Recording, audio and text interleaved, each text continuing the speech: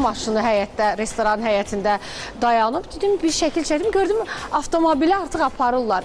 Dedi ki, şəkil çəkdirmək istəyirsiniz? Deyirəm ki, hə, deyir, çəkdirin.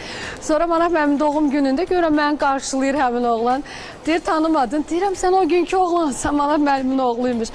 O, yəni, o işlərlə məşğuldur oğlunuzda. Yox, istəyirlər, dostdaşına da, özünün varıdır, elə maşına.